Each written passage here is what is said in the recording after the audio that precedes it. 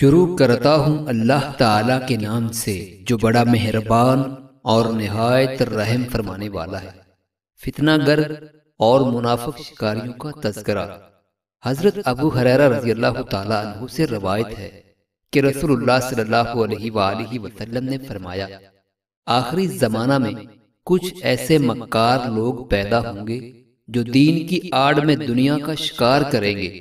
وہ لوگوں پر اپنی درویشی اور مسکینی ظاہر کرنے اور ان کو متاثر کرنے کے لیے بھیڑوں کی کھال کا لباس پہنیں گے۔ ان کی زبانیں شکر سے زیادہ میٹھی ہوں گی، مگر ان کے سینوں میں بھیڑیوں کے سے دل ہوں گے۔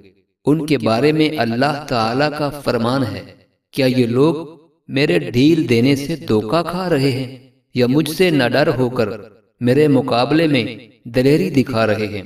پس مجھے اپنی قسم ہے کہ میں ان مکاروں پر انہی میں سے ایسا فتنہ کھڑا کروں گا جو ان کے عقل مندوں اور داناؤں کو بھی حیران بنا کے چھوڑے گا۔